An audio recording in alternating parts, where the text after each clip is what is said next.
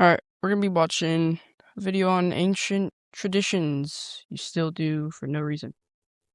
Ancient traditions we still do for no reason. You and your best bro are sitting at a train station waiting on a bench for your train to come. You both have been so excited about the trip you're about to embark on, and you both are surprisingly feeling rather inquisitive today. And it's that inquisitiveness that's actually going to make today's journey rather insightful. As you both are beginning to get bored, you realize that you do have some time to kill before the train will arrive, and you decide to stroll around the city center while you wait. Almost immediately upon exiting the train station, you notice a beautiful fountain. This fountain is massive, historic, and has multiple water features, just making it look so cool. And interestingly, as you approach it, you notice that the entire bottom of this well is filled with coins, and you actively see people throwing coins into this well as you are looking at it. Obviously, not wanting to miss out on some good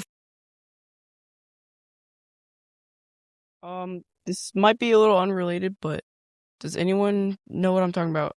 Alright, so, you know those things that you it's a slot with a coin, or you put a coin in the slot, and it just, spins around super fast until it, hits the bottom, and, goes in the thing.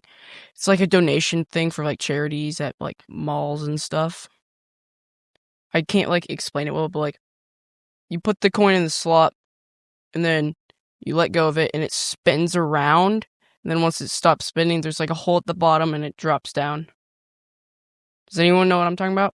If you do, let me know in the comments below. Alright, let's get back to the video. fortune, you decide to throw a coin of your own. And it's almost instantly after this coin leaves your hand that you begin to question, wait, why am I even doing this? Surely there's an explanation for people throwing currency into water features. However, luckily for you, your friend has a book on ancient traditions. And this book, admittedly, is going to do some heavy lifting today. And as your friend opens this book to tell you the answer to your question, he finds the specific page, and it's really quite interesting. You see, the tradition of tossing coins into a fountain doesn't date back 10 years or 100 years, it dates back thousands of years. And the reason why we do it is literally an ancient belief that, well, just kind of stuck. The most commonly agreed upon explanation of this tradition actually dates back to Roman, British, and Celtic mythology. And the part of that mythology that most pertains to this, well, tradition is the fact that if you were out in the wild and happened to stumble upon some sort of fresh water source such as a spring or creek or lake, you were literally blessed by a water deity who had just granted you good fortune and good health in the form of random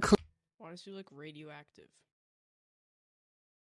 clean drinking water. Now, obviously, because you have been given such a massive and random gift by the water deities, the only natural thing to do in return is, of course, repay them, which is where the monetary offering comes into place. It was commonplace at this time to literally leave money or gold in freshwater sources. But it's a freshwater source, so if you put dirty coins and dirty, gold and stuff, won't it contaminate it?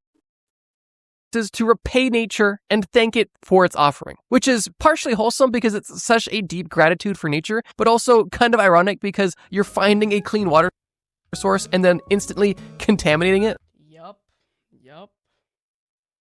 At least if you're using, well, dirty coins, specifically ones stored in your prison wallet. Regardless, while this tradition is obviously interesting, there are other similar practices that actually predate coinage altogether. And many much older cultures that had similar beliefs about water deities would leave offerings such as food, special stones, carved artifacts, and even herbs in. Are they putting food in the water? That's just a waste. They could barely find food. Well, some of them couldn't. Whatever, let's get back to the video. Exchange and in gratitude of natural water sources that they also found. Now, interestingly, as time went on and beliefs changed and the religions evolved, the tradition itself stayed the same. However, the reasoning behind it simply took on a new meaning. During the Roman era, for example, travelers would typically throw coins into fountains right before a journey, using it as an offering for safe passage or success on their trip. And while that specific belief still definitely exists on the modern day, I would argue that for the most part, people that are throwing coins into wells in the big 2026 are usually just doing so for a bit of fun and potentially some good luck as well. And while in the modern day this tradition may seem like it's all fun and games, there was a time not too long ago where this tradition literally seemed like life or death. After getting this insightful history lesson from your bro, you now feel both informed and positive because you have just unintentionally blessed the journey you and your friend were about to go on. And while the explanation that your friend had just given you was interesting, it was also lengthy, and the train was about to arrive any moment. As you and your friend rush to get onto your train, you sit down in your seats and begin to relax, thinking about the fun day you have ahead of you once you arrive in your location. But because you know you're stuck on this train for at least the next few hours, you decide to take out your laptop and get. That train looks like a airplane. Like, look. But it's whatever. But a plane wouldn't have seats facing each other, I don't think. Unless it's like a private jet or a small plane. Alright, whatever, let's get back to the video. Some work done. When of course, your mind notices another outdated tradition. As you open your laptop and wait for it to turn on, you look down at your keyboard and ask yourself, wait, why is every single keyboard laid out this way?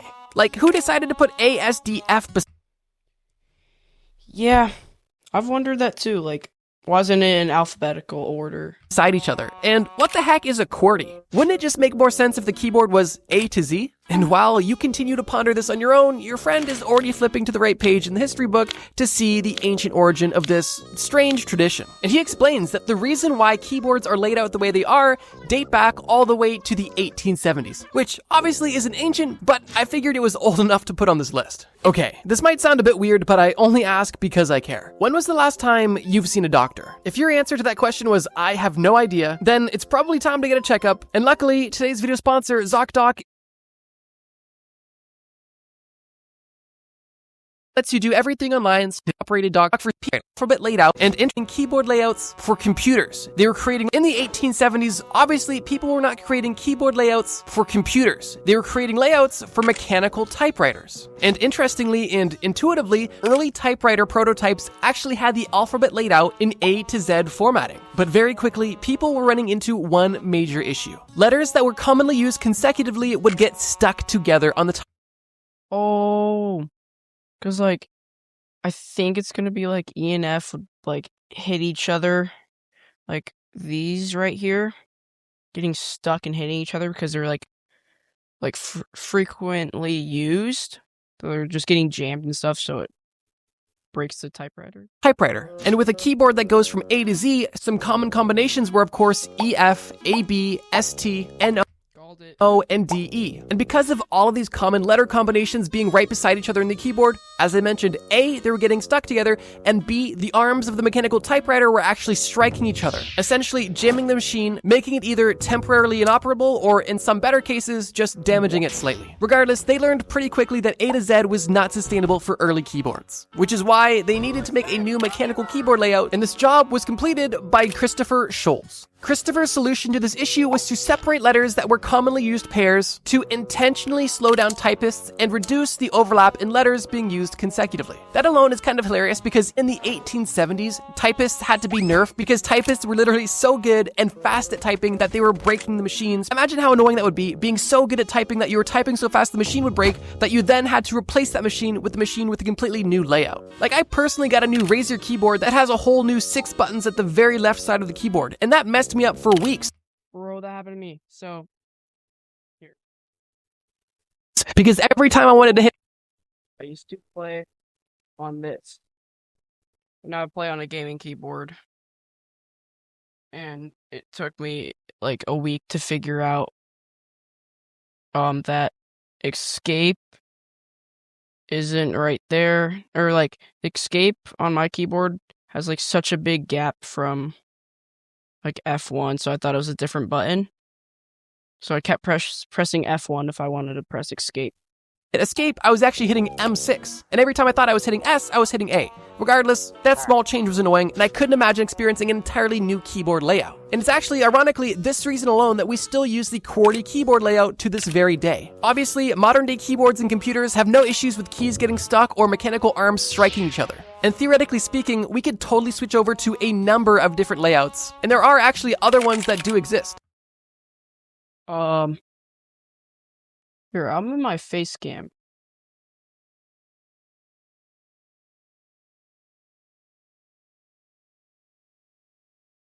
Hold up. Move it down here. What is that? Genuinely, who's typing on that? That can't be real. I know it's real, but like, no one's actually using that.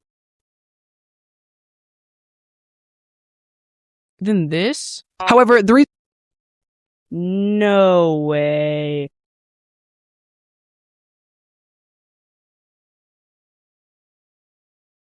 There's no shot. AOEUIDHTNS? What? Yeah, nah. I'm not even gonna try to figure out what that is. AZER. I thought that one was normal. That one. Mm-mm. reason why the QWERTY layout is still the standard of the world to this very day, and likely will be forever, is simply because once it was established as the industry standard for typewriters, the format, the scale set, and the habit all sort of transitioned into other technological devices. And at this point now, even though the reasoning for this layout is completely redundant, it would be way more trouble than it's worth to try to introduce a new layout, even though it's, well... That's a normal keyboard. But what are all these? kind of obsolete at this point. So yeah, even though over 100 years ago, there was a very good reason to be using the QWERTY layout on a keyboard, in the modern day, the reason why we still use this format is more so tradition than efficiency. As your friend begins to close the history book after telling you all of this interesting information, you see a plume of dust blow out of the book as he slams it shut. And of course, the first thing your friend does is sneeze, the body's natural reaction to, well, pollutants in the nostrils. And while your friend sneezes aggressively on this train, you respond to his sneeze without even thinking about it. And you tell him, bless you. But before your friend can even wipe off the snot he launched on the seat back in front of him, you ask him to open the book again. Because you're curious why... I wonder this too. I just say it. I think I'm just being polite. I really want to know the reason.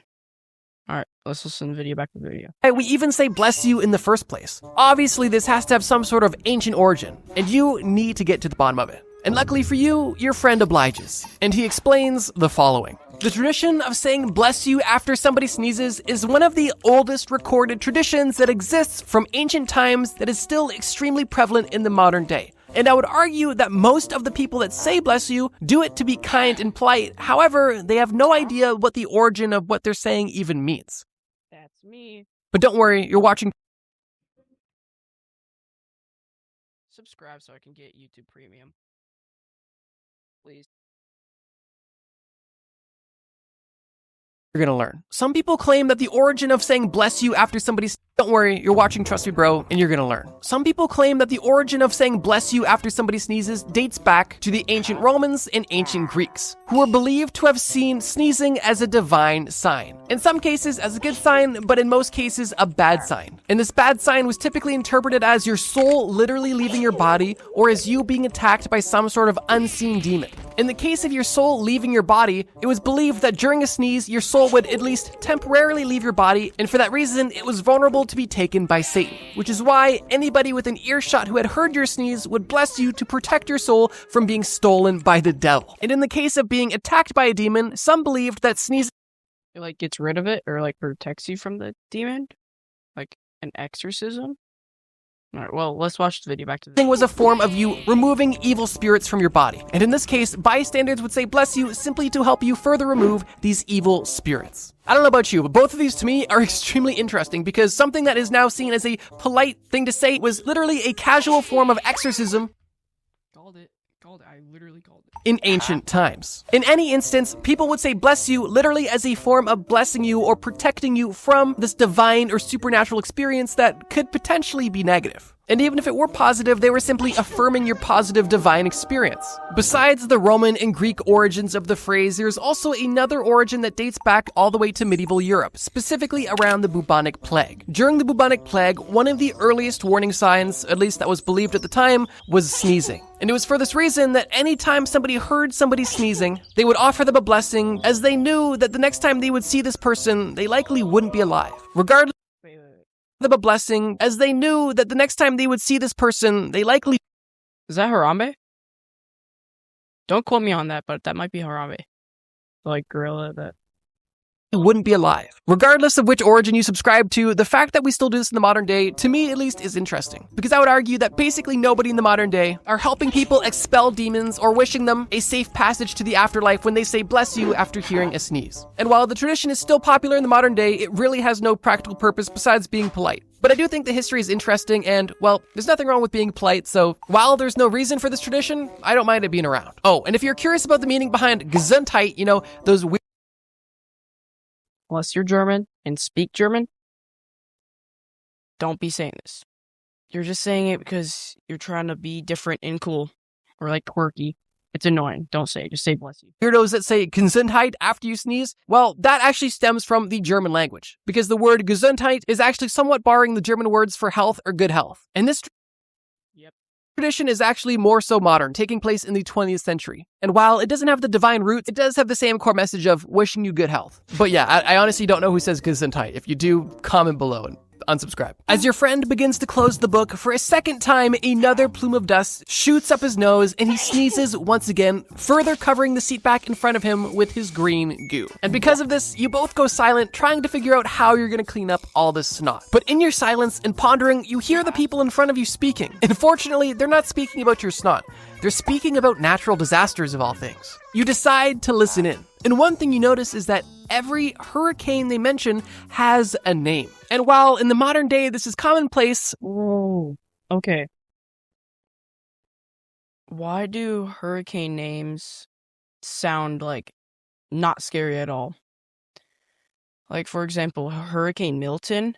Who's going to be scared of a hurricane, a natural disaster that's named Milton?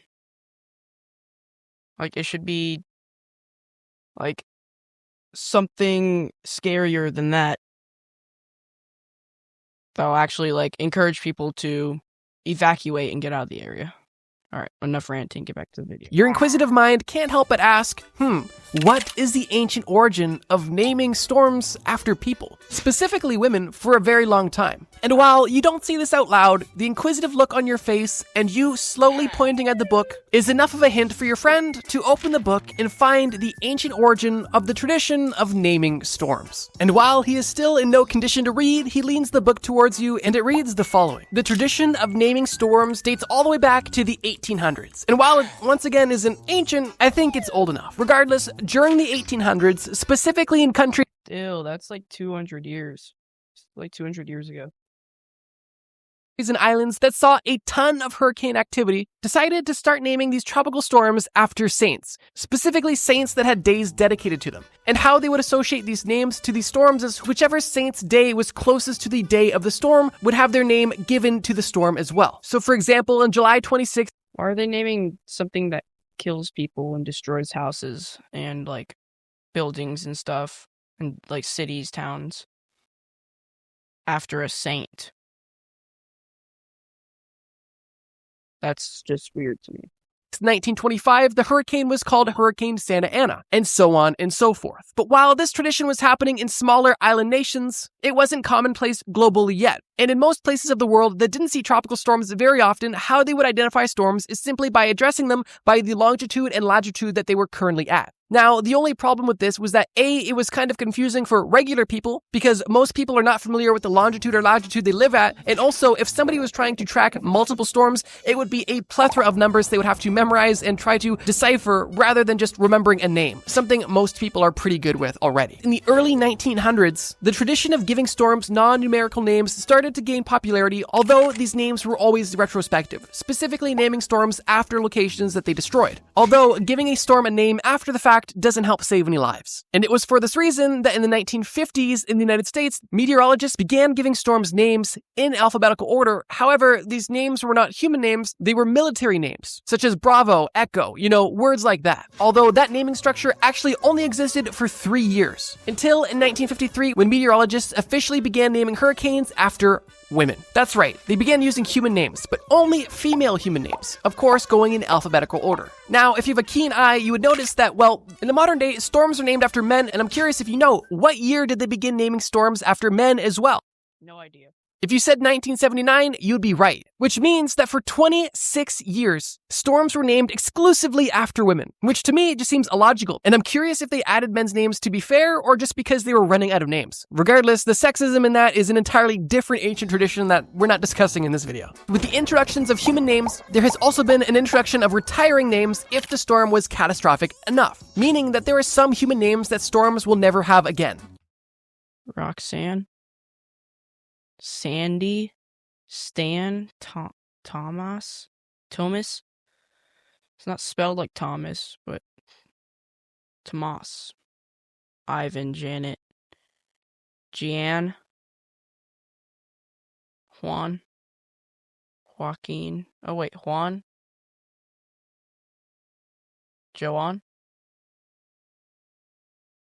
Oh, I'm just reading this.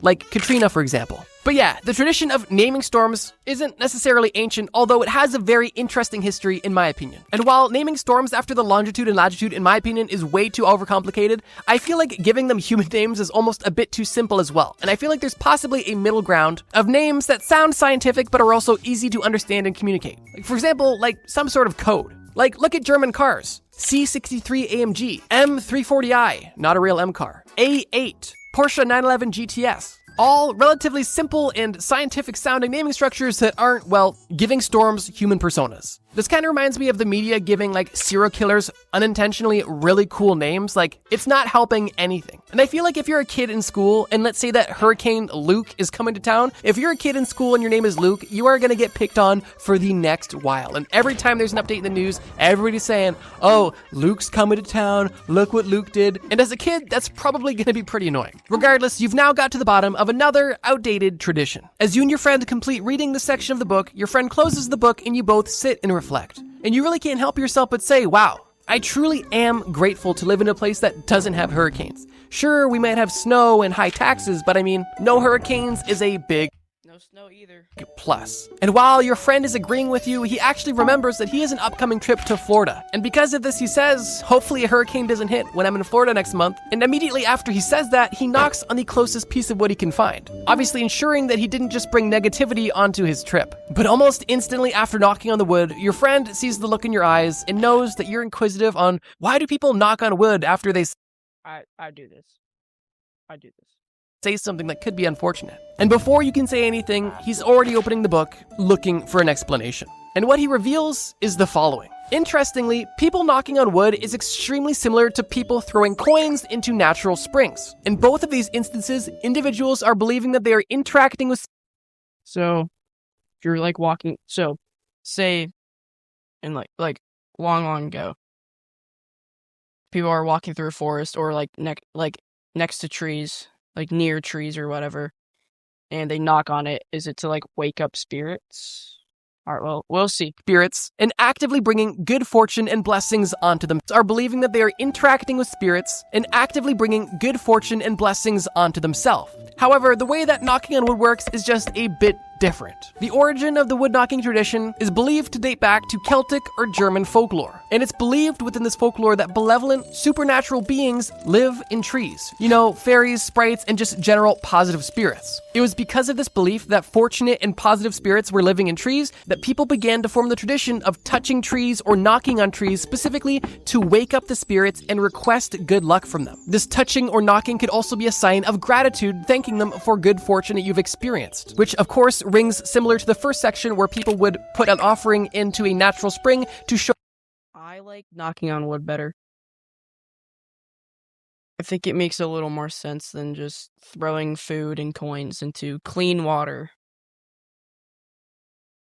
Gratitude or to request good fortune. Now, interestingly, the belief that trees are sacred or full of positive spirits isn't necessarily exclusive to German or Celtic mythology, and this belief has actually existed throughout almost all of time in basically every culture. Trees, in my opinion, are really cool, and almost every ancient and modern culture has recognized that in one way or another. And knocking on wood is simply one example of that has, I guess, evolved and transformed over time. And while most people who still knock on wood for good luck don't necessarily know why they're doing it, and they're definitely not praying to spirits within the wood, they are displaying a bit of belief and a bit of superstition, which go to show the strength of beliefs and the importance of traditions within history. So yeah, even though knocking on wood just seems like a funny thing to do so you don't jinx yourself, the ancient origins of this tradition are a lot less silly and a lot more serious. And they might make you look at trees just a little bit differently. But with all of the talking that you and your friend have been doing, day has turned to night on this train ride, and you see one of the train employees approaching you with the beverage cart. You and your friend both take an adult beverage, and before either of you dare take a sip from your glasses, you delicately touch the two glasses together and then proceed to drink. Luckily, at this point in the train ride, your friend already knows the drill, and fortunately, this time he doesn't even need to consult the book, because he knows why we do this. And after he takes a firm gulp of his drink, he tells you the following. There's actually a few really interesting reasons why people would cheers their drink. Yeah, no, seriously. Why do we cheers drinks? Well, we'll find out. So, I need to stop yapping. Drink. One of the most popular explanations why people would clink their glasses or cheers in ancient times is because they wanted to make sure that their drink was not poisoned. Oh, so when you hit the glasses together, like water or like the wine or whatever they were drinking would splash into the other person's glass. It's believed that people would cheers their drinks with so much force that the liquid would literally spill out of the cups and kind of just, cross-contaminate drinks with each other. But this was strategic to ensure that if your drink was poisoned and your guest witnessed your drink go into their drink, if they were hesitant to have their drink, then you could kind of know your drink was poisoned. This was definitely some ancient 5D chess. Although with poisonings being rather common in ancient times, this isn't necessarily an unbelievable explanation and does make sense. Although it isn't the only reason why people would cheers in previous times. And another common reason why people would cheers glasses in ancient times is to ward off evil spirits. It was believed by some cultures that the loud noise of the glasses hitting each other were loud enough to scare away evil spirits. And this practice was kind of linked to church bells as well. There is no way two glasses going clink is scaring spirits away. How does that work? It's barely even loud. Which I think also makes sense. But regardless, obviously the tradition of warding off evil spirits and sharing poison still exists, but its meaning is completely different. And in the modern day, people cheers simply to show a sign of unity and respect. Although, if you ever believe your drink is poisoned, well, just make sure you cheers really hard. Want that shatter of the glass? But considering most of the glasses that people use today are bought from Temu, well, if you try doing an aggressive cheers, you're just gonna spill drink on the table and have glass shards in your hand. So instead, if you really want to protect yourself from poison and express some unity and good cheer, subscribe to the channel. We currently have over 1.1 million bros, and we're on the road to 2 million bros. And we have a strict no poisoning policy here, meaning that you're safe to subscribe and enjoy great videos every single Friday, just like this. And if you want more videos like this one, leave a like or leave a comment below saying part 2 so that I know you want more videos about ancient traditions that we still do today. And with this, let's continue to the final few traditions of this video. As you and your friend are finishing your drinks and beginning to relax, you notice the train employee coming back to collect your glasses. Birthday candles. But you realize they're not empty-handed. They're actually holding a birthday cake. Now, obviously, you're shocked because it's not your birthday whatsoever, although your friend has a look in his face that he told the train it was your birthday, A, to embarrass you, and B, to get a free cake. And after the train staff finish singing happy birthday, you two are both left with a cake and one candle on it. But before you can even blow out this candle, your inquisitive mind gets the best of you. And your friend, once again, refers to the book. And this one is mind-blowing. The tradition of putting candles on a cake and blowing them out actually dates back thousands of years to the ancient Greeks. The ancient Greeks would bake round cakes in honor of Artemis, the goddess of the moon. But not only would they bake these cakes in honor of the moon, but they would place candles on top of the cake to replicate the moon's signature glow. That's actually cool. That's really cool. Once again, further honoring the moon. After the ancient Greeks had created their own edible moon replica, they would then make wishes that they believed the smoke from the candles were lifting to the moon god in hopes that the moon god would answer their prayers and make their dreams come true. Over time, the tradition of So like incense or like whatever.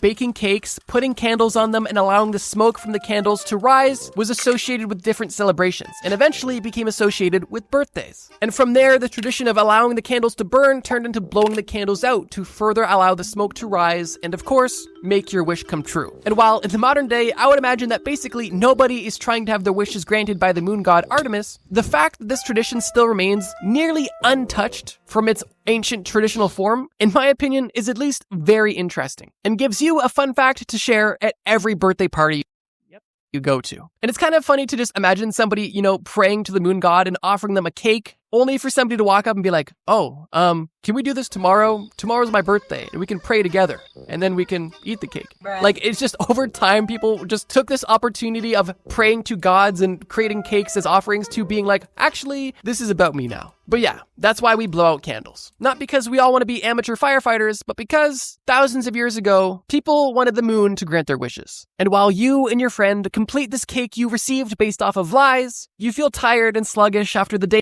Has anyone ever lied to get, free food for their birthday? I don't think I ever have. I don't think I've ever got, free food for my birthday. Of travel and the massive sugar intake. And for that reason, you decide to close your eyes and take a nap before your train gets to your destination. Completing the story for at least this video. And ladies and gentlemen, there you have it. Hopefully you guys enjoyed this story-based episode of Trust Me Bro. Recently, I've been doing my best to make my videos not just regular lists, but actually turning them into full-fledged stories. And so far, it seems like you guys have really enjoyed them. So if you do like this story-based format, leave a like or... W video, man. That's it from me.